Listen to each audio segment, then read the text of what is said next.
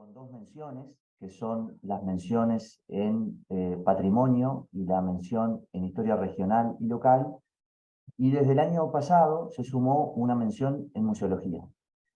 Y entonces, bueno, desde allí es que estamos organizando este ciclo. Nosotros el año pasado, en el curso de Museología 1 que compartimos con Gastón Lamas, hicimos un pequeño ciclo con algunos invitados, algunos colegas, y nos parecía que este año, en el marco de, bueno, de aquella experiencia y de la necesidad de generar estos diálogos, que estaba bueno el que la actividad no fuera exclusiva para los estudiantes del curso de Museología 1, y este año además se incorpora el curso de Museografía que dictan Clara Bonsanden y Jorge Sierra, y nos parecía que era bueno que pudieran participar el conjunto de los estudiantes de la Tecnicatura, los interesados, técnicos de museos, colegas, que bueno, viendo un poco quiénes están aquí presentes,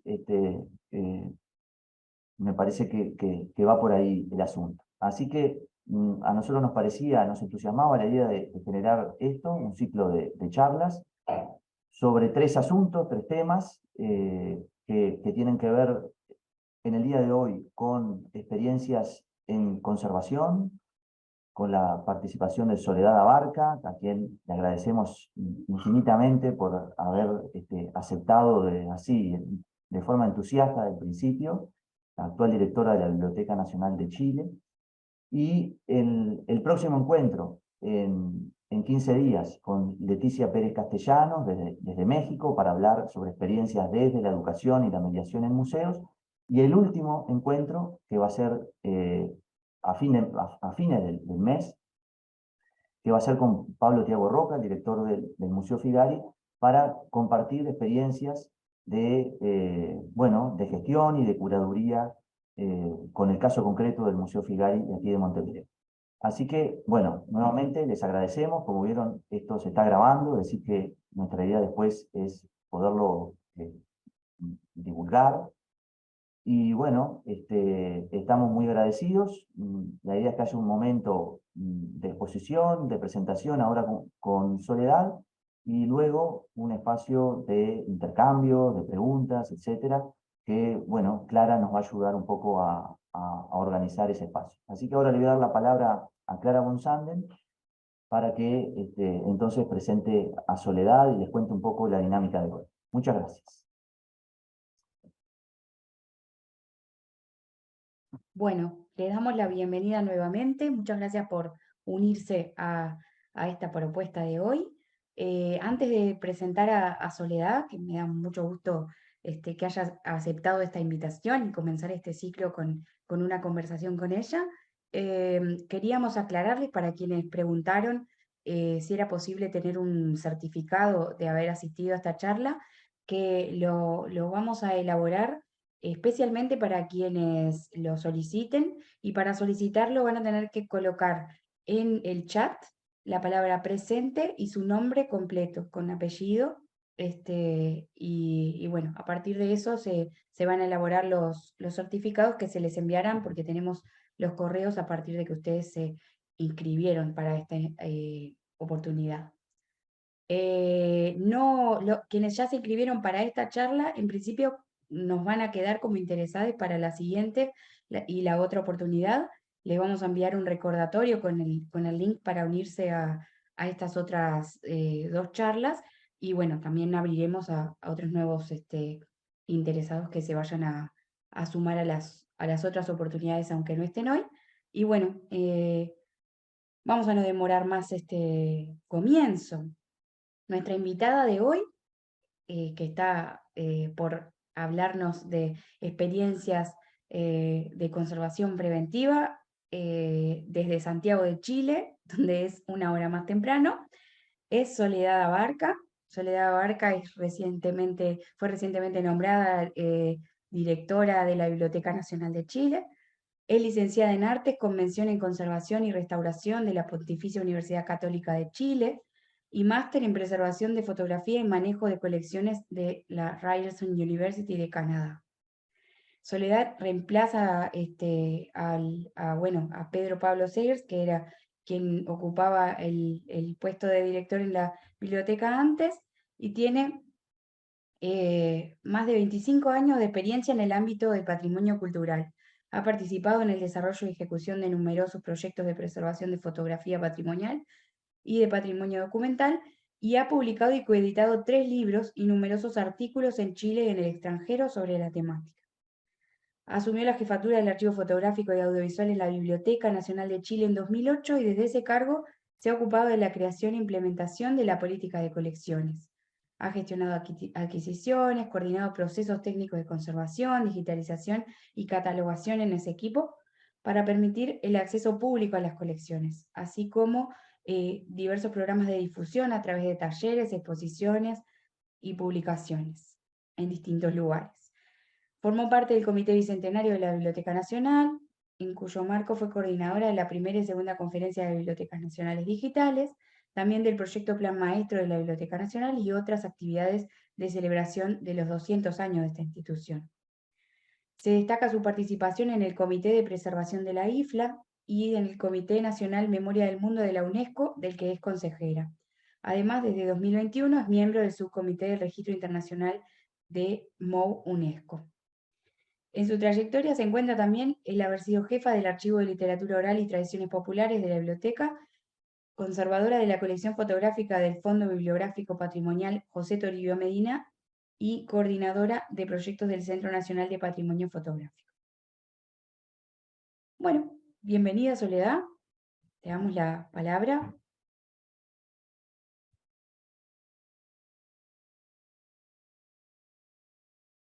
Hola, buenas tardes. Estaba muda.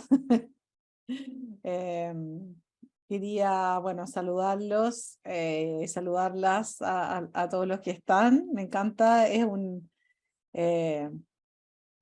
bastantes personas y siguen llegando, siguen sumando. Acá me hicieron coanfitrión, así que voy a estar feliz de contarles un poco. Voy a compartir pantalla con unas pequeñas fotos para irles contando un poco de este recorrido un poco de conservación que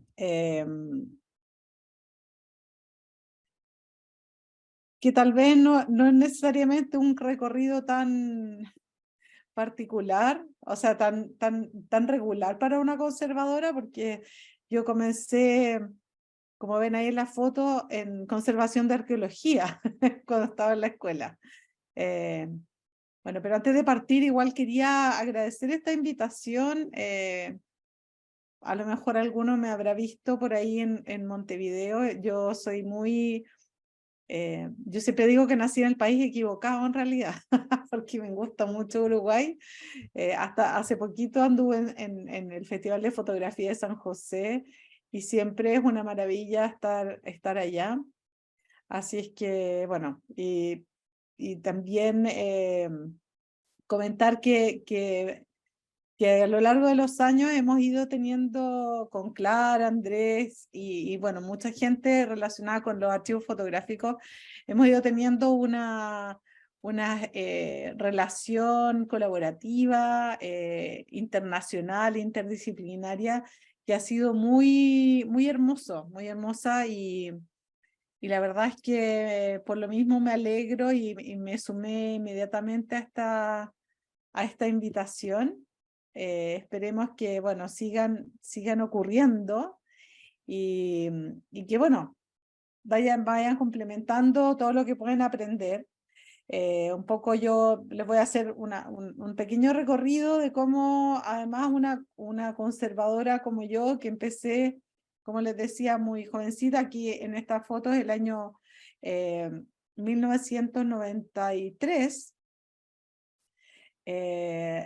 93, hoy hace muchos años, se nota, cuando todavía estaba terminando la escuela y nosotros teníamos un programa que era muy interesante porque obviamente teníamos clases en la universidad, pero la mayoría de nuestros módulos de trabajo y de aprendizaje eran en terreno. Entonces íbamos, por ejemplo, al Museo Histórico a aprender conservación de textiles, o algunos archivos eclesiásticos, aprender de papel. Y uno de los desafíos siempre era poder sumarse a algún proyecto que estuviera relacionado con algunas colecciones como físicas y reales, ¿no? Entonces íbamos al Bellas Artes y en esa época que existía esa pregrado, casi todos no tuvimos la oportunidad de no solamente conocer el trabajo en sí, la teoría, sino que también conocer a las personas y todo el contexto que rodeaba el tema de la conservación. Y una de mis profesoras, que hoy día es directora del Centro Nacional de Conservación y Restauración, que es lo que le importa ese tema, les recomiendo que visiten su página, Roxana Seguiel, dijo, bueno, ella nos enseñaba historia y teoría de la conservación y hace una invitación abierta a los alumnos que se interesan en ir a terreno, a trabajar en conservación de arqueología. Y obviamente uno que creció viendo Indiana Jones, inmediatamente levanté la mano y me empecé a ir a terreno. Esta es un sector playero cerca de una ciudad que se llama Los Vilos, que tiene mucho material arqueológico y que justo después, en esos años que yo estuve trabajando ahí, se descubrió uno de los sitios arqueológicos más antiguos de América. Entonces íbamos y de pronto estábamos recién iniciando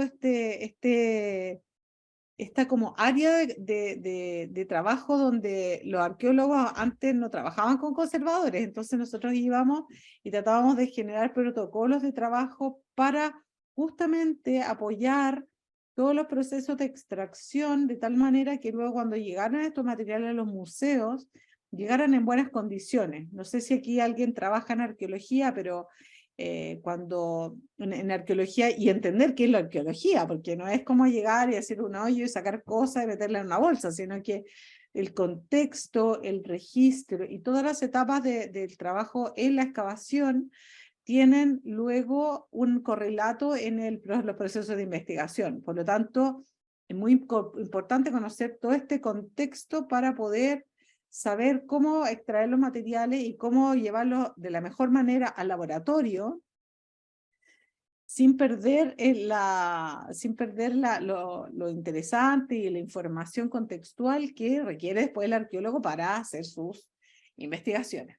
Por ejemplo, cómo levantar esqueletos, cómo levantar materiales cerámicos sin que luego se secaran al aire, entonces mantener la humedad. Y ahí, en ese momento donde realmente la conservación preventiva empieza desde ese mismo instante, desde no romper una pieza que está in situ en la tierra, hasta llevarla al laboratorio y al mismo tiempo preocuparse de la documentación, porque uno puede levantar, por ejemplo, un esqueleto parte por parte y hacerle el mejor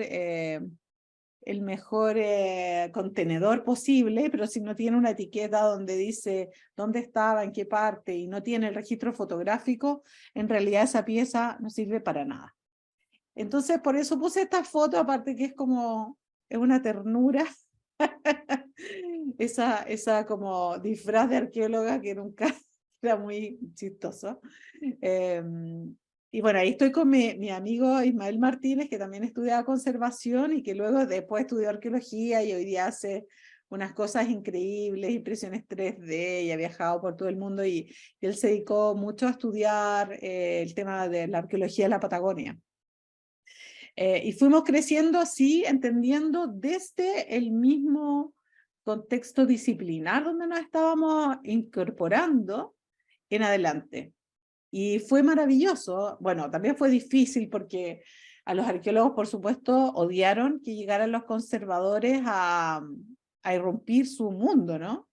De partida, nosotros éramos más mujeres, entonces para ellos como que había toda una serie de conductas que ya no podían tener, por ejemplo, se tenían que comportar un poco mejor y ser agradables con nosotros, y además encontraban súper inútil, esto lo estoy contando porque esta es como la historia de la conservación, yo creo que en todos los países, y era como, nosotros nos demorábamos 100 veces más de lo que ellos se demoraban a extraer un material, porque nosotros teníamos como distintas bolsas, distintas etiquetas, y ellos en realidad tenían una práctica mucho más brutal con los materiales, pero desde esa fecha al día de hoy todo ha cambiado muchísimo. O sea, hoy día no hay un sitio arqueológico que se excave sin un conservador, sin una mirada de conservación desde la apertura de un sitio hasta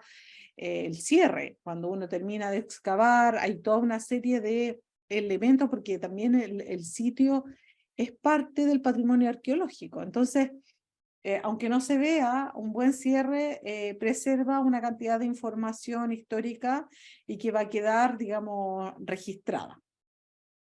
Yo sé que es un poco fuera de lo común, sobre todo Clara, que nunca yo creo que me había escuchado hablar de este tema, pero la verdad es que haciendo memoria, es así como empezó mi inmersión total en el mundo de la conservación, y por supuesto que estar en un sitio donde uno después se da cuenta que vivieron personas hace varios siglos atrás es bastante emocionante, y yo creo que esa fue una de los momentos fundamentales para decidir una carrera que después, bueno, fue cambiando, mutando, y, y bueno, esa es como una pequeña introducción para, yo me imagino que acá en el grupo que está escuchando, hay personas que trabajan en distintos tipos de museos o en universidades, y me pareció relevante comentarles, digamos, cómo fue el inicio de todo.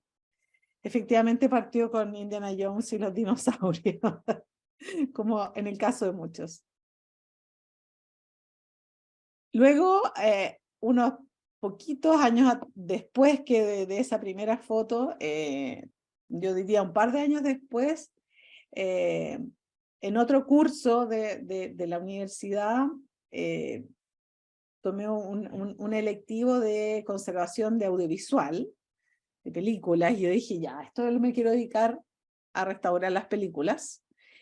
Y paralelamente tomé el electivo de conservación de fotografía, y ahí conocí a Ilonka Chilak, que fue la persona que fue mi profesora, mía y de Roberto Aguirre, que está ahí, y que nos fascinó con el mundo de la fotografía patrimonial. Sus clases eran en el Museo Histórico, donde había una colección muy interesante. Y empezamos a seguirla y nos quedamos, y finalmente toda mi experiencia arqueológica fue disminuyendo, y la agenda la tomó completamente los archivos fotográficos, donde me he quedado hasta el día de hoy. Como comentaba Clara, toda esta trayectoria finalmente tenía como un desenlace bien especial, porque ahora soy directora de la Biblioteca Nacional, y esta foto fue en el año 96, justo cuando empezamos a trabajar en mi primer trabajo pagado, en un proyecto que era la conservación de fotografías de la Sala Medina de la Biblioteca Nacional. Y es en este pequeño espacio donde yo inicié, digamos, mis primeros pasos en la biblioteca. Y bueno, hoy día estoy en una sala muy grande que es la dirección, y es como, todavía es algo que ocurrió hace un poquito más de un mes, todavía no deja de ser algo, un proceso bien emocionante, y bien también aterrador, por si. No sé si a Andrés le pasó lo mismo cuando tomó la dirección del museo, porque uno siente el peso de la responsabilidad primero de unas colecciones valiosísimas para mi país, es la memoria de mi país, y también un edificio que es patrimonio nacional, que es maravilloso, que es además complejo, y la dirección y la responsabilidad de llevar a cabo lo mejor posible con un equipo de trabajo que es mucho mayor. Antes nosotros teníamos un grupo en el archivo fotográfico, éramos 6 personas, conmigo 7, y ahora son cerca de 200. Entonces, como que a uno le cae así esta responsabilidad, pero también veo en toda la trayectoria de la conservación y en toda la metodología de la conservación una herramienta fundamental para planificar y para llevar a cabo todo lo que los desafíos que nos impone una biblioteca que cumple este año 210 años, pero inserta en el mundo de la información, en el mundo hoy día de la inteligencia artificial, de lo digital y bueno, un mundo muy diferente de 200 años atrás. Entonces, como los desafíos de lo antiguo y lo nuevo, y bueno, muy interesante. Y quería mostrar esta fotografía con el equipo computacional, los parlantes y todo de esa época, con bueno, el pelo largo y la juventud.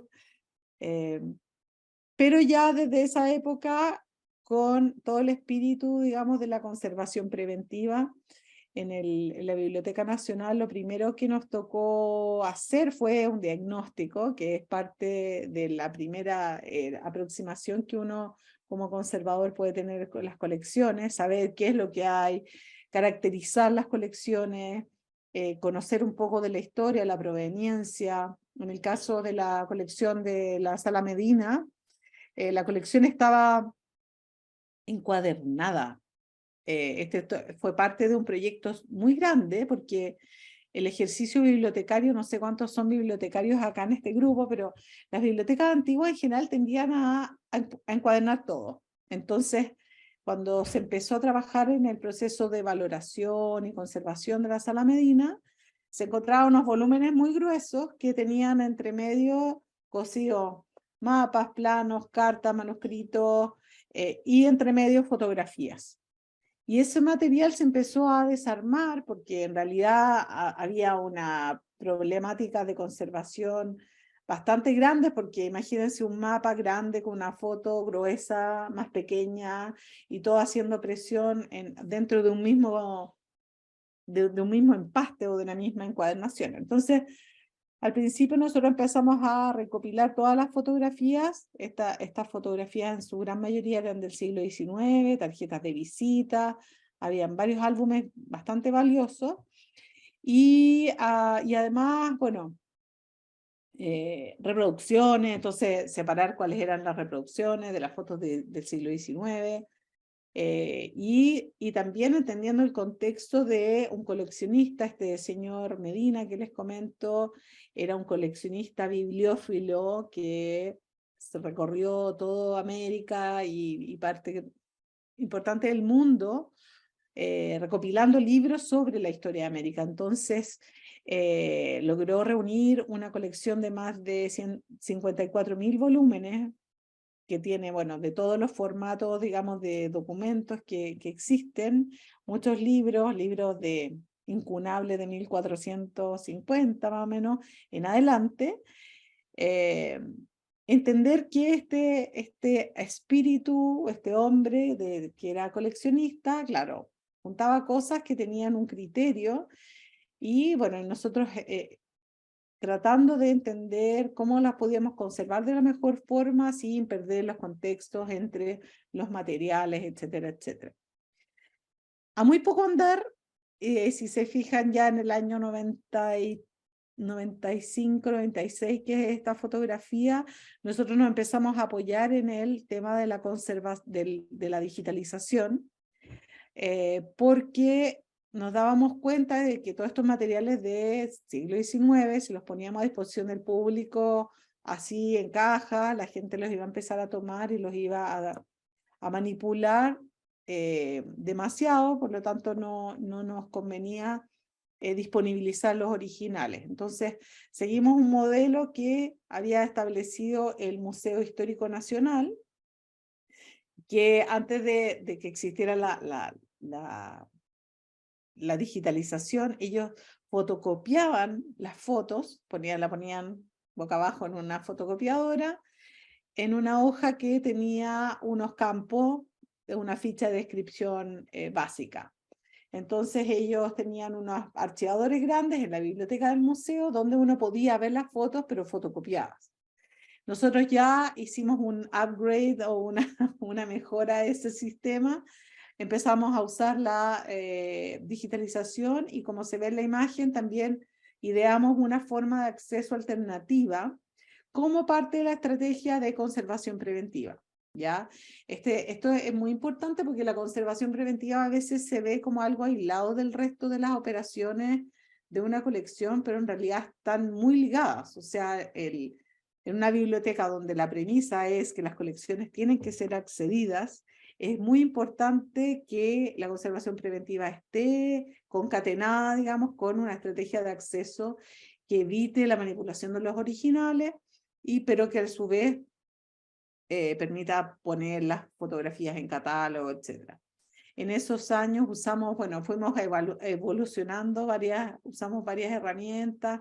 En esa época primero ingresábamos todo a Excel, después lo pasábamos a Access, y a poco andar después empezamos a integrar la imagen a la ficha catalográfica. Y eso, sin duda, aunque no tiene que ver directamente con acciones de conservación, sí es una herramienta de apoyo importantísima para la preservación a largo plazo de las colecciones. Aquí, esto es más o menos hace 8 años atrás, 2015, 2016. Un poco sigo con el delantal blanco, pero ya en una labor mucho más,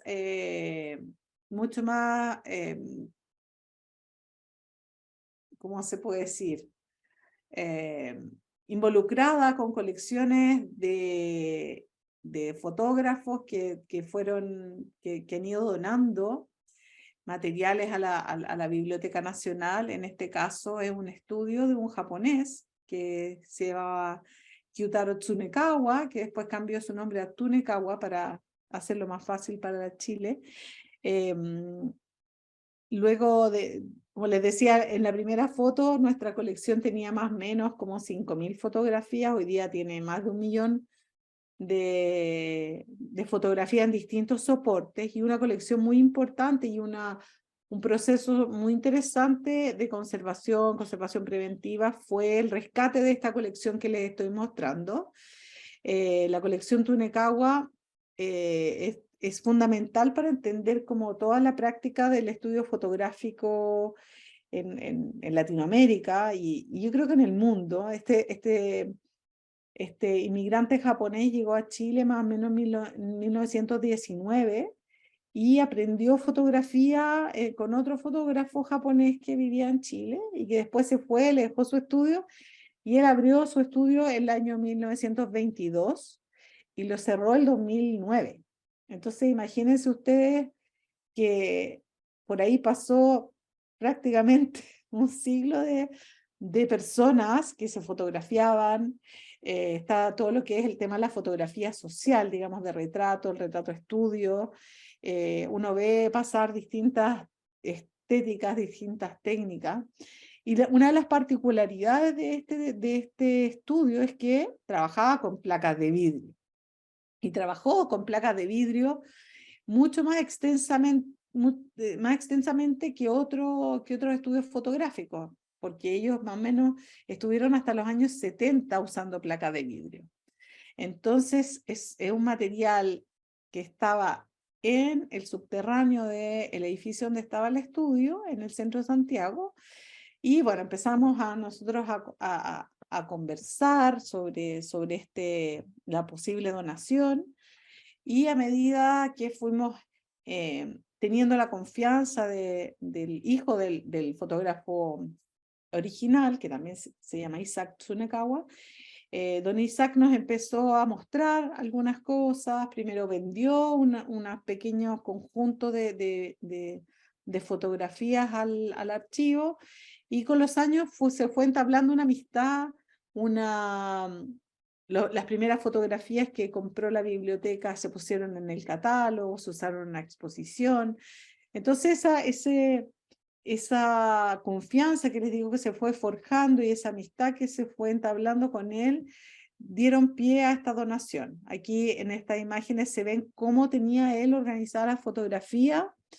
Están por año y tienen una inicial en las cajas, y esa inicial tenía que ver con el apellido de la persona. Y aparte de eso tenía cuadernos donde estaban como todas las personas, no sé, M. Martínez, Muñoz, etcétera, que en algún minuto, bueno, nosotros queremos hacer un proyecto a largo plazo que podamos subir muchas fotografías y que la gente se identifique, porque son tantos materiales. En este caso, el material que nos llevamos a la biblioteca son aproximadamente 30.000 negativos, muchos de ellos de placas de vidrio, entonces son de gran peso. Y también, para hacer un poco el comentario de la importancia de la conservación preventiva, don Isaac se dio cuenta de que había una filtración en este subterráneo. Entonces todo se mantuvo muy bien, porque estaba oscuro, tenía su humedad relativa controlada, así porque el edificio era antiguo, no es que haya tenido ningún sistema específico. Y un día hay una filtración y empezó a ver las placas, empezó a encontrar cajas mojadas con hongo. Entonces ahí fue también otra argumento para decidir donar la colección a la biblioteca. Y acá estamos en plena faena, no sé si se fijan aquí arriba, y hay algunas como rastros de la cañería que empezó a filtrar. Y bueno, y esta es una foto del edificio de la biblioteca, que como les contaba tiene 200 años, y que a donde llegaron todos estos materiales. Aquí, bueno, contarles que aquí esto es como algunas cosas que tienen que ver mucho con cómo nos movemos nosotros dentro de una institución tan grande y tan antigua. Siempre es importante, y eso es algo que a lo mejor a uno no se lo enseñan en la escuela, que uno tiene que conocer la misión del lugar donde uno está, porque en el fondo toda nuestra práctica profesional o las acciones que nosotros hacemos dentro tienen que ver con un objetivo particular. Y como les decía, en una biblioteca, el tema de la preservación y el acceso van muy de la mano. Entonces, importante mencionarlo. Esta fotografía también da cuenta de un álbum antiguo que es parte de las colecciones de la Sala Medina, y que es de las pocas fotografías del siglo XIX que muestra un estudio fotográfico. Este es un estudio que estaba en Valparaíso, el estudio Leblanc, que fue de distintos fotógrafos, y por eso es como nuestra foto símbolo del archivo, y la mostramos siempre. Aquí hay una foto de la biblioteca como es hoy día. Cosas que hoy día yo me doy cuenta que también tienen que ver con la conservación, es como el entorno de la ciudad y el desarrollo urbano también van influyendo en nuestro edificio. Contarles que, por ejemplo, cuando en octubre del 2019 hubo una revuelta social, o se llamó estallido acá en Chile, no sé si ustedes escucharon en las noticias, casi todos los eventos como más violentos los enfrentamientos con la policía, fuego y muchos como momentos muy críticos ocurrieron afuera de la biblioteca. Entonces nosotros nos tuvimos que ir a la casa ese día, que fue el 19 de octubre, y estaba todo muy revolucionado y veía las noticias y se veía como el metro, porque una de las cosas que pasaron es que se incendiaron muchos lugares. De hecho, el Museo Violeta Parra lo incendiaron, hubo iglesias que fueron quemadas, hubo cosas que se quemaron por efecto de las bombas, bueno, era todo un enfrentamiento, ya uno ni siquiera puede definir en realidad por qué empezaron algunos eventos de incendio, pero esta fotografía muestra que nosotros estamos ubicados en plena Alameda, que es la calle principal de Santiago, la avenida principal, y entonces todas las manifestaciones, desde cuando Chile logra ganar algún partido de fútbol o otros eventos políticos, suceden afuera de la biblioteca. Entonces también es una constante preocupación para nosotros los conservadores, cómo este edificio que contiene tantos materiales tan valiosos, no ocurran eventos de desastre, como podría ser un incendio y luego todas las consecuencias que puede traer eso. Normalmente después de un incendio hay inundación por efectos del agua de los bomberos, etcétera, etcétera. Entonces, aquí mostrar como todos los factores de riesgo que puede tener un edificio, que es finalmente el contenedor principal de nuestras colecciones, ¿no? En conservación preventiva siempre hablamos como de los sistemas de guarda o de protección íntima. Entonces en la fotografía tenemos nuestro primer nivel de guarda es un sobre, luego viene una carpeta, luego una caja, luego el depósito de colecciones y luego está nuestro edificio. Entonces siempre tenemos que tener en mente toda esa cadena, digamos, de protección. Y a veces, como no depende de uno, tienes que, ahora como directora, por ejemplo, mi preocupación es hablar con el gobernador regional, con la alcaldesa, con las empresas de aseo que ve el exterior, etcétera. O sea, hay un montón de instancias que a veces no son tan normalmente mencionadas en la cadena de protección de unas colecciones. Y ahora que tengo una responsabilidad más como directiva, como que me doy cuenta de todo esos efectos. Bueno, aquí están un poco la estructura que le dimos al archivo fotográfico. Yo llegué en el 2008 al archivo fotográfico de la biblioteca, y después de pasar por el CENFOTO y por otras instituciones, entonces entre la foto donde estamos ahí con el delantal blanco a esto pasó un tiempo donde yo además estudié, trabajé, viajé por casi todo Chile visitando colecciones, hicimos proyectos de catastro con el CENFOTO, y bueno, y luego llegó en el 2008 y como decía en la presentación Clara, yo más que ser la conservadora del archivo fotográfico, era la administradora de la colección fotográfica, y luego en el 2014 también empecé a trabajar se sumó al archivo fotográfico el archivo audiovisual, que tiene una parte sonora y una parte de imagen en movimiento, con lo cual se complejizó mucho el trabajo y requirió traer profesionales especialistas en ese tipo de soporte, en ese tipo de lenguajes que son a la vez muy valiosos para la memoria de Chile.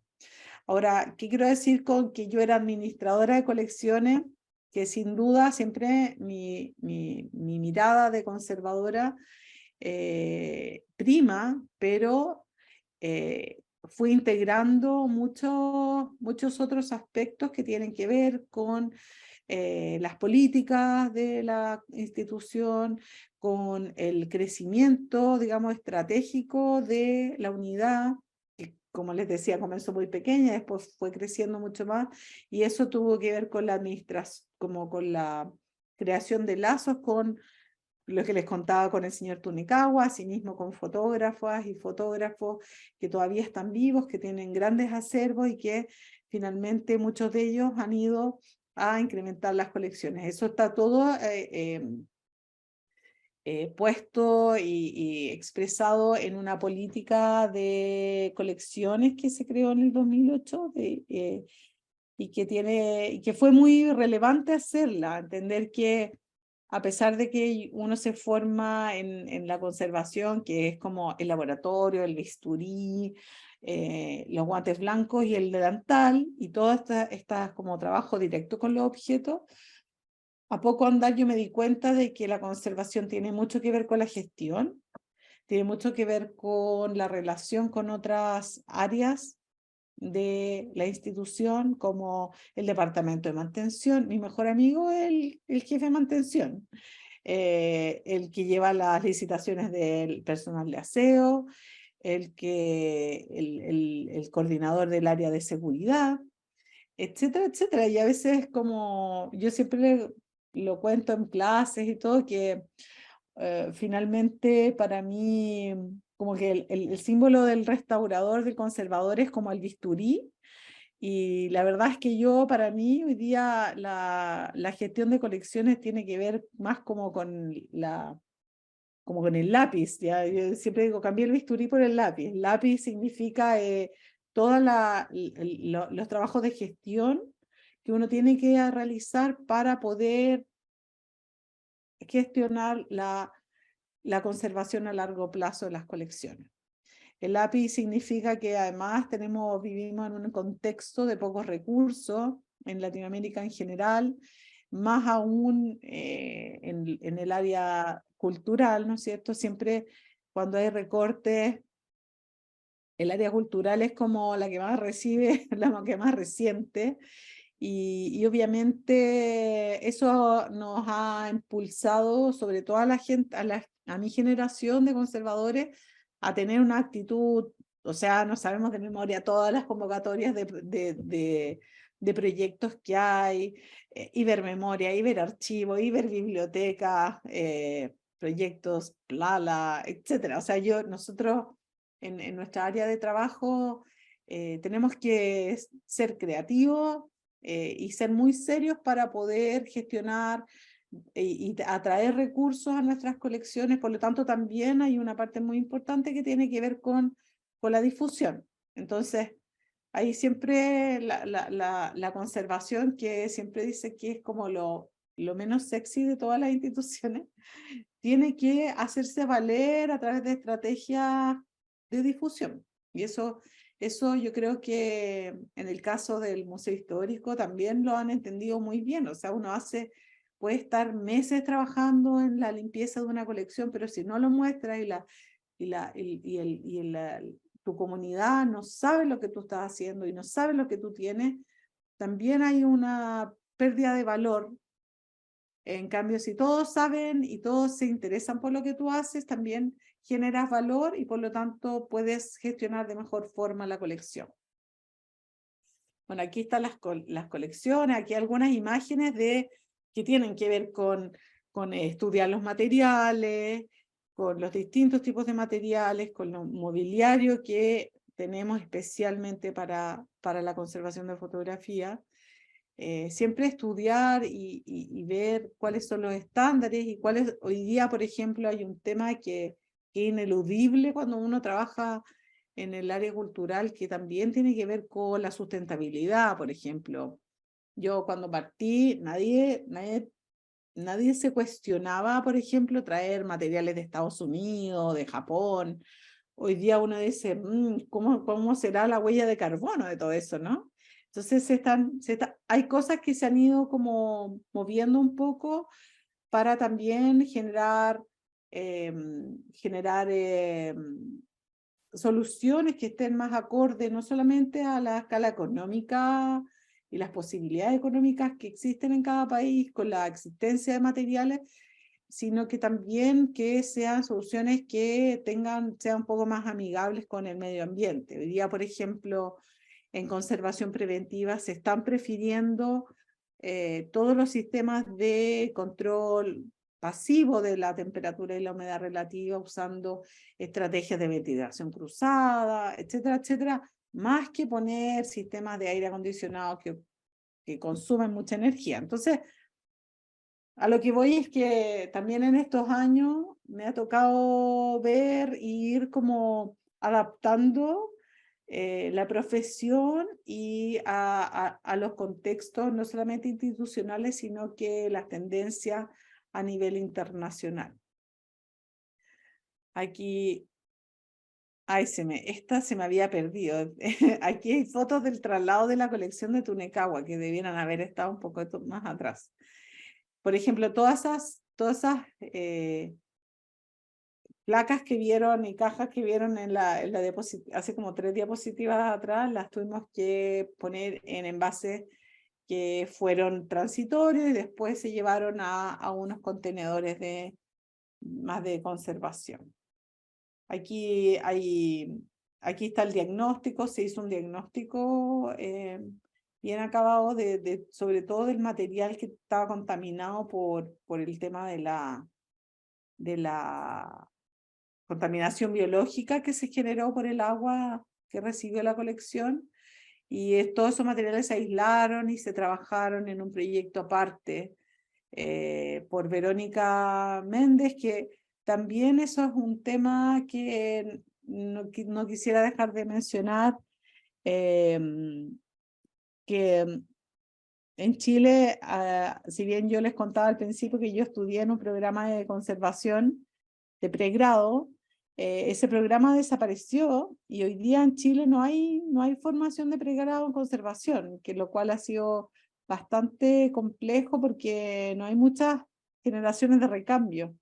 Y bueno, a través de algunos programas de diplomatura y magíster, han salido personas que se han interesado por esta área de trabajo, y Verónica, que está aquí en las 2 imágenes, una de ellas que llegó a hacer su práctica. Entonces también uno estaba trabajando, pero estaba pensando en, bueno, si algún día yo no estoy, ¿quién va a seguir el trabajo? Y en este caso, la formación permanente de nuevas generaciones es muy importante también, porque no nos podemos llevar estos conocimientos a la tumba o a los lugares donde nos vayamos, sino que tienen que permanecer en las instituciones. Entonces es muy importante que vayamos como traspasando la información, la experiencia a las nuevas personas que vayan llegando, y detectar también quiénes son las personas que pueden interesarse y que pueden reforzar los equipos de trabajo para esta digamos, grandes colecciones que resguardan estas instituciones. Así que yo creo que por ahí, aquí, bueno, les voy a mostrar solamente algunas imágenes más para ilustrar todo lo que, cuando yo les hablaba de la confianza, de la amistad, aquí tenemos al mismo señor Tunecagua, que nos venía a ver muy seguido para contarnos cosas del estudio fotográfico. Por ejemplo, acá estamos en el laboratorio de conservación y él venía a contarnos cómo era que hacía los retoques en las placas. El estudio Tunecagua y el fotógrafo tenía 2 prácticas importantes. Una, por un lado, las placas, intervenía los negativos para hacer lo que podríamos decir el Photoshop del siglo XX, en análogo, digamos. Había cosas que raspaba, pintaba algunas partes para mejorar la rendición, digamos, de cuando se hacía el positivo.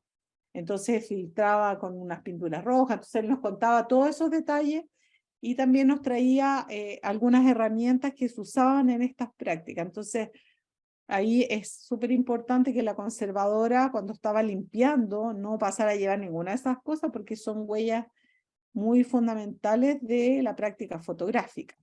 Nos contaban los tipos de papeles que compraban, qué placas les gustaba, y bueno, muchas de esas cosas nosotros estas conversaciones las grabamos, y cuando hicimos la exposición en el 2019, el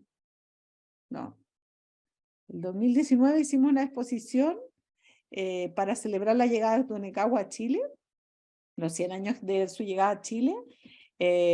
Pudimos usar esos materiales audiovisuales para la exhibición. Entonces él sale hablando de cómo trabajaban, etcétera, etcétera. Que es algo que también tiene que ver cómo uno resguarda la cultura material, y eso también ayuda a la conservación. O sea, uno va integrando todas estas como detalles que les he ido contando, siempre los va integrando a un bien mayor, que es la conservación de las colecciones, la valoración y la comprensión profunda de la materia que estamos trabajando. Entonces ahora me preguntan de Tunecahua y yo sé todo, sé los lápices que usaba, cómo compraba, dónde los compraba, porque como él era japonés, traía todo de Japón. Entonces tenemos como todas esas cosas registradas, y es maravilloso poder contar con ellas. Y yo siento que a la medida que hemos aprendido en ese proceso, hemos podido también darle mejor una vida más larga a la colección, porque tenemos todo eso, toda esa información también en nuestro registro. Ahí, bueno, aquí hay fotos así como más, si se fijan además todo lo que son, él nos traducía estos caracteres. Aquí, bueno, todos estos repertorios de uno de conservadora que le encantan, como que los deterioros siempre tienen como algo de bonito también, aunque son súper destructivos, pero bueno.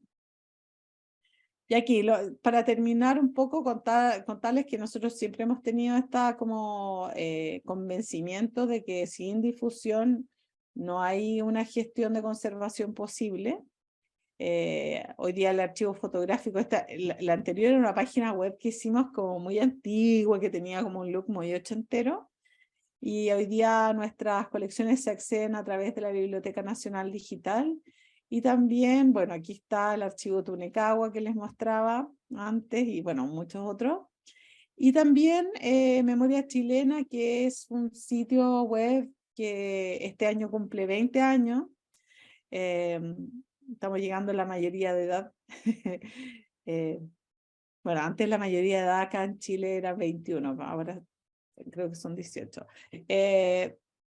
Y es una herramienta de mediación con el público. Entonces no solamente tenemos todas las fotos, sino que tenemos como biografía, bibliografía, links, una línea de tiempo, documentos que van como integrando al usuario o al investigador a un conjunto de documentos que están en la biblioteca, y que te pueden hablar mucho más ampliamente de un acervo en particular.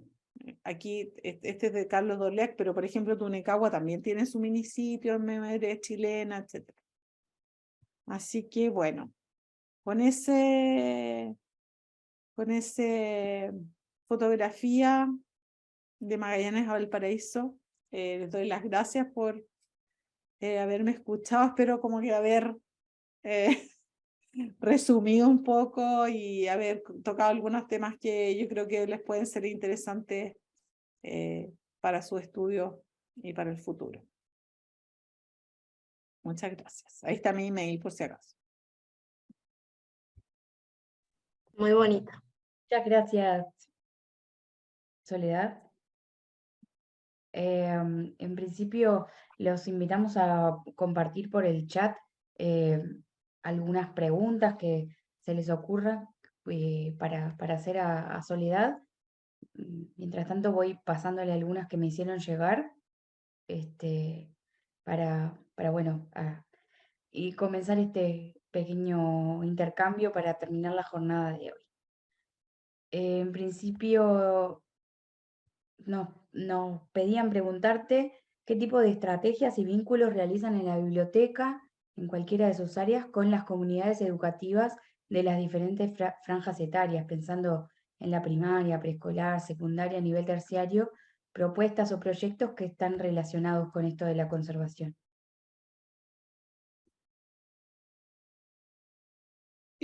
Bueno, la biblioteca lamentablemente no tiene un departamento educativo, ¿ah? Que es algo que hemos pedido por mucho tiempo.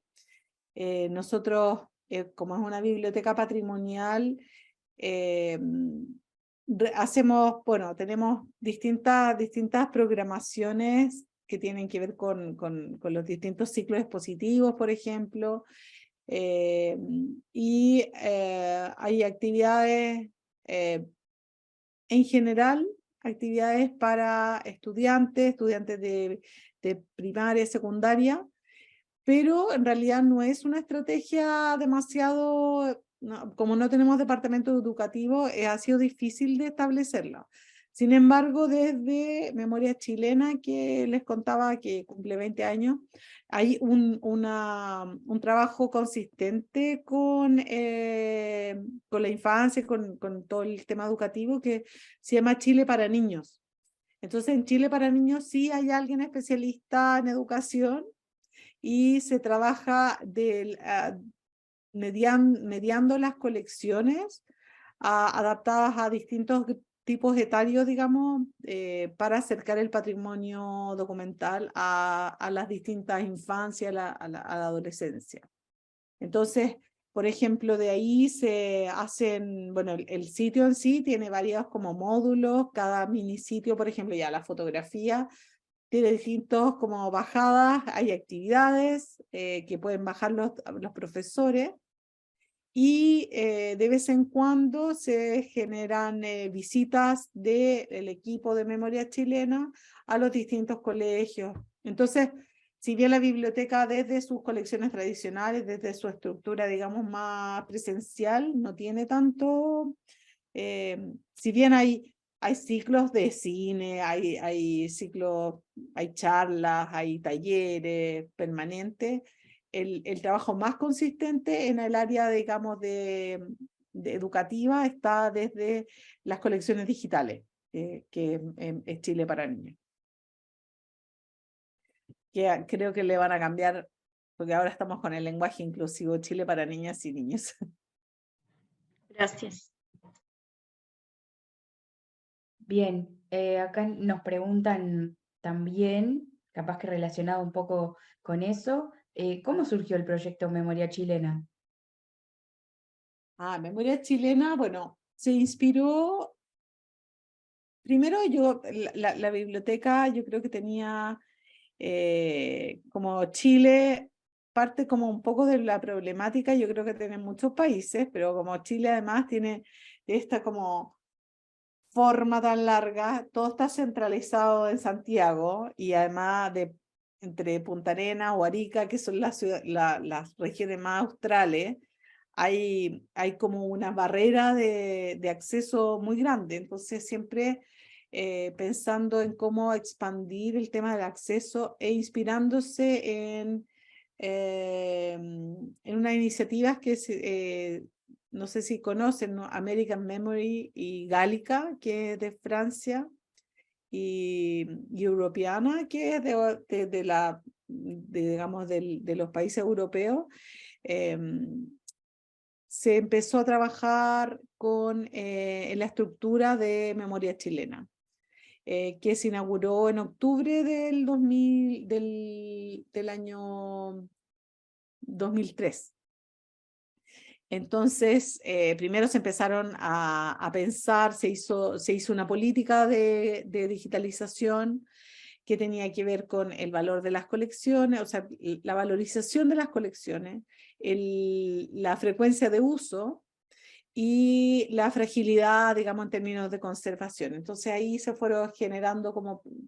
generó una política de digitalización y como entendiendo que los usuarios, por ejemplo, no sé, imagínense un tema como mapas coloniales, por un tema así como bien antiguo.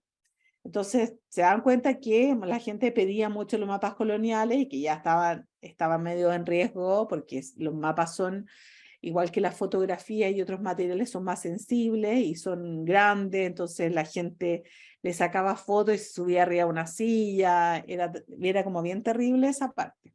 Entonces se empezó a generar, entonces empezaba como, no sé, por los planos y se fueron generando un programa, digamos, y una estructura que tenía, que eran los minisitios que les contaba. Entonces, cada minisitio genera una temática y se busca dentro de la biblioteca distintos tipos de documentos, archivos que vayan hablándonos desde las fuentes primarias sobre ese tema. Entonces, tú entras a, no sé, pues la colonia, entonces tú ves en los recursos, puedes encontrar, hay una pequeña, digamos, descripción con algunos hiperlinks, entonces en la colonia, no sé qué, empezó cuando, no sé, Pedro Valdivia, no sé qué, entonces hay una palabra que es Pedro Valdivia que está en azul, porque Pedro Valdivia también tiene un minisitio que, entonces está todo interconectado dentro de la plataforma. Y eso entonces se inauguró el año 2003 y como les decía, hubo una inspiración importante de estas otras plataformas que ya existían. Y también yo diría que había una necesidad de la biblioteca de llegar a más gente y de romper esa barrera de acceso, porque ustedes vieron el edificio como es como un palacete así gigante. Hay mucha gente que le da miedo entrar a la biblioteca o cree que es otra cosa, porque además nos dice biblioteca afuera. Hemos peleado con los del metro de Santiago para que le cambien el nombre a la estación que se llame Biblioteca Nacional, pero no. Se llama Santa Lucía como el cerro que está al lado. Entonces, como el cerro igual es importante porque ahí se fundó Santiago y todo, siempre hemos tenido esa pelea. Pero bueno, la biblioteca igual genera una barrera de acceso y además, súmenle a eso que las bibliotecas tienen tradicionalmente mala fama. O sea, no sé en Uruguay, pero acá, por ejemplo, hasta el día de hoy, a los niños que se portan mal en el colegio los mandan castigados a la biblioteca. La bibliotecaria siempre es como un ser, como, no sé cómo, entre Nanny McPhee y, no sé, pues siempre es una señora mala, siempre es como mujer mala, horrenda, y además maltratadora de los niños, entonces es como un monstruo. Entonces, como eso imagínense, trasladarlo de la biblioteca escolar, que siempre es como, y todos se ríen porque es así. Y yo siempre digo que nosotros somos los bibliotecarios, yo no soy bibliotecaria, pero igual, como trabajo adentro, somos gente súper normal y súper moderna. Y acá los jóvenes usan la palabra tequilla, así como que usamos, no sé, a mí me gusta The Cure. No soy un monstruo. Bueno, pero pasa que en la sociedad se genera esta cosa como de distancia y la gente no va a la biblioteca. Entonces cuando entran, les cuento que el domingo pasado fue el Día del Patrimonio y el Día del Patrimonio vinieron 18.000 personas a la biblioteca. No se podía caminar. Había tanta gente y la gente, tú no escuchaba así, impresionada de lo hermoso, que no puedo creer lo que ustedes hacen. Hicimos una exposición sobre literatura infantil, los niños corrían, pintaban. Era súper bonito y eso pasa porque, bueno, se ha instalado también en estos últimos años. El Día del Patrimonio cumplió 24 años este año. Claro, hace 20 años nadie hablaba de patrimonio. Cuando empezaron la gente que empezó Memoria Chilena, los miraban con cara de estar locos, nunca lo van a lograr. Y hoy día estamos frente a una realidad mucho más positiva. O sea, ya nadie se extraña que, que exista la palabra patrimonio y que uno hable, este es mi patrimonio, mi barrio es patrimonial o mi barrio es histórico. Con decirle, esta es como el chiste que yo siempre les cuento a mis alumnos cuando una vez fui al banco y me preguntaron qué es lo que yo hacía y dije que era conservadora y pensaron que yo hacía mermeladas por conservas. Y eso es real, no es, como que suena como algo que yo inventé, pero me pasó y yo decía, tan poco conocido lo que yo hago que ni siquiera se imagina. Entonces, después uno dice, no, es que en realidad soy restaurador. Y cuando uno habla de restauración, en esa época además, es como que uno lo imaginaba en la Capilla Sixtina, porque existía como que solamente la restauración era de cuadros. Entonces, pues, no, es que yo trabajo con documentos, ya empieza a ser algo más extraño. Bueno, eso. No sé, me extendí para otros lados, perdón, un poco dispersa. No, no, muy interesante. Bueno, tengo otra pregunta que nos llegó que dice, ¿qué decisiones te han resultado más desafiantes en tu rol como conservadora de patrimonio? Que es súper buena pregunta. Yo creo que adquirir, por ejemplo, llevar la colección de Tunecahua a la biblioteca era como, o dejaba que se pudriera ahí en ese subterráneo, o me la llevaba a la biblioteca, sabiendo que a lo mejor nos íbamos a demorar muchos, y de hecho no lo hemos hecho todo, pero como dice Grant Romer, que es un gran inspirador de los que estamos en la conservación de fotos, es como la conservación es tratar de organizar el hundimiento del Titanic. Siempre van a haber más personas que botes, ¿no? Y a veces la fotografía como patrimonio, que no es igual en otros casos, en otro tipo de patrimonio, siempre va aparejada de miles de millones de ceros. Entonces como que uno dice, te voy a donar algo y tiene como 25.000, 50.000, 150.000. Entonces uno,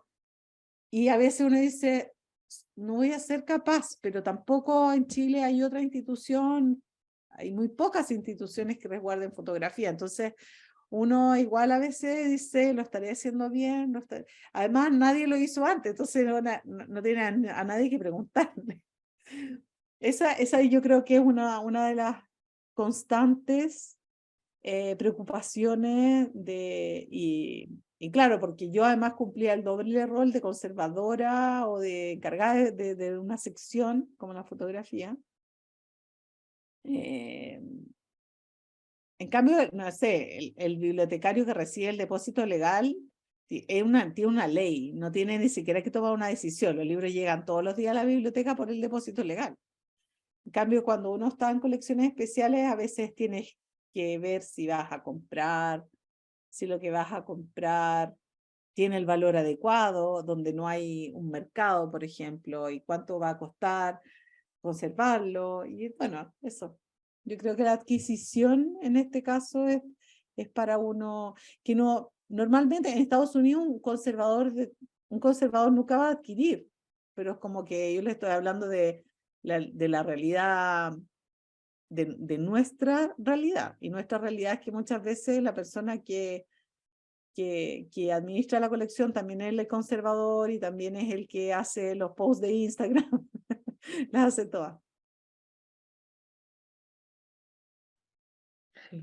Sí, un poco el multiempleo típico asociado a estas áreas, pero también está bueno eso de la participación de quien decide sobre conservación preventiva o opina en eso en las evaluaciones de las colecciones, es bien Sí. desafiante.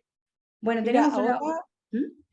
para cerrar, ahora como soy directora, y uno dice, ¿cómo lo hago ahora? ¿Cómo pienso las cosas distintas desde además toda mi experiencia? Entonces, ahora lo primero que me tocó hacer fue convocar al comité de adquisiciones, que no se había reunido hace muchos años.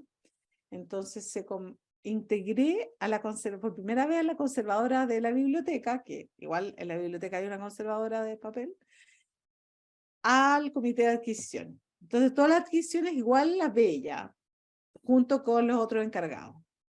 Y estaba contentísima porque me decía, bueno, es que primera vez que me están invitando a esto. Y yo dije, bueno, check. mi primer gesto como directora nueva conservadora.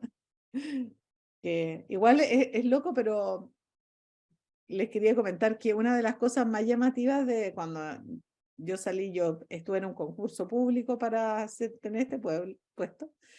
Llamó mucho la atención mi perfil, porque en realidad los conservadores nunca ocupan cargos así como de director. Me escribió Fernando Osorio, que fue como un maestro muy importante, y dice, esto es un hito para la conservación.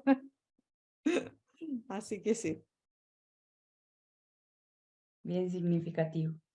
Bueno, y voy a reunir un par de preguntas que están bastante relacionadas, que tienen que ver con esto de la relación entre la conservación y el acceso.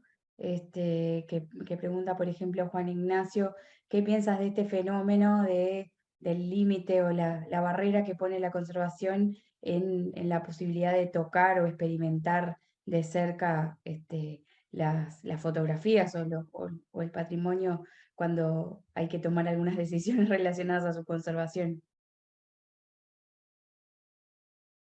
Sí, bueno, yo soy una convencida de que hay distintos niveles de acceso. Y siempre que alguien a nosotros nos pide ver un original, nosotros se lo mostramos, porque, no sé, ustedes vieron las imágenes de los negativos de Tunicagua, que son grandes, que tienen todos estos retoques, o sea, eso es imposible que uno se lo cuente a nadie como a través de una plataforma digital, porque hay como una pátina, hay unos brillos, hay deterioros como como eh, velo, velo plateado, ¿no es cierto?, que estudiamos mucho en la conservación. Pero claro, cuando uno ve un negativo, tienes que ponerlo para ver cuál es la imagen, porque si te interesa el negativo y cómo se hacen los negativos, todo bien, pero si imagínense que hay, no sé, la imagen de un prócer ahí de la independencia, no sé, algo así, hay un historiador que no le va a importar nada si era de vidrio, si no, le importa como yo le digo a Rafael Sagredo, que nuestro Premio Nacional de Historia, le digo, a ti lo único que te importa son los monos. Los monos es como la ilustración, digamos, el contenido de la imagen. Entonces, para eso está, bueno, la imagen digital que uno puede acceder a través de las plataformas. Sin embargo, hacemos por visita, digamos por cita, se puede hacer una visita especial y uno saca el material y la persona lo puede ver. Y hay muchos materiales que en realidad para los investigadores de la fotografía y la historia de la fotografía son muy relevantes ver el original. Ahora, hay temas como, por ejemplo, que han ido cambiando. Antes como que te tenías que poner guantes blancos y sin guantes blancos no podías tocar nada. Hoy día como que las mismas bibliotecas se han ido dando cuenta que el guante blanco podría incluso ser más peligroso que las manos limpias. Entonces, la misma Biblioteca Británica, la Nacional de España, ha ido cambiando sus protocolos de acceso. Entonces, es importante. Ahora, siempre ver un original, yo creo que le cambia la vida a las personas. Y usted, Clara y Andrés, lo han visto. La cara de alguien que ve por primera vez un daguerrotipo es como que uno sabe que te inspiró de una forma que nunca nada te debe inspirar. Entonces yo creo que uno como conservador tiene la responsabilidad de visibilizar la riqueza de los materiales, como los álbumes, que no se puede contar, no se puede, o sea, como abrir un álbum y tener esa experiencia uno a uno, es algo que uno no debiera renunciar a mostrarlo. O a experimentarlo con un grupo pequeño. Ahora, hay cosas que cuando yo digo en Punta Arenas, alguien que ve algo que le interesa en la página web y logra hacer una investigación sin tener que venir a Santiago, encuentro maravilloso, pero creo que uno tiene que flexibilizarse y a la medida de también uno admitir que uno es un privilegiado de vivir entre medio de estos objetos, también tiene que compartirlo. Ahora, son cosas que yo por lo menos he ido cambiando, o sea, no sé si se han ido cambiando. Antes los conservadores también eran como las brujas malas que no dejaban a nadie tocar nada. Yo cuando empecé a trabajar, por ejemplo, el director de la Biblioteca Nacional fumaba en las salas. Todo el mundo comía con los materiales ahí, o sea, igual a eso ha ido cambiando. Y eso ha sido gracias a las conservadores que hemos ido de a poco generando las buenas prácticas. Pero cuando el otro día nos acordábamos, decía, ¿te acuerdas que tal director fumaba y nosotros le decíamos que apagara el cigarro, y decía, ay, ustedes son unas locas. Y bueno, se ríe es que uno en los museos vive todas esas cosas, uno siempre es la loca mala que prohíbe todo a todo el mundo. Sí. Bueno, Pero en realidad al ¿cerrar final con vamos a algo? ser las hadas protectoras de los materiales. Ahí va, esa es la parte B, más importante. Deberíamos hacer un cómic.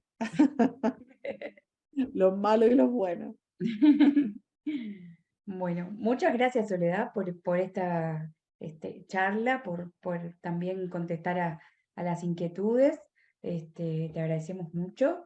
Muchas gracias a todo el mundo que se interesó por participar y que envió preguntas. Y bueno, por hoy vamos a terminar esta sesión y les recordamos que tenemos una nueva charla con Leticia Pérez Castellanos desde México el próximo 15 de junio a las 10:30, por la diferencia horaria también. Así que nada, los esperamos ese día. Vamos a mandar un recordatorio. Y bueno, no sé si vos querés comentar algo más, te corté un poco más súbitamente.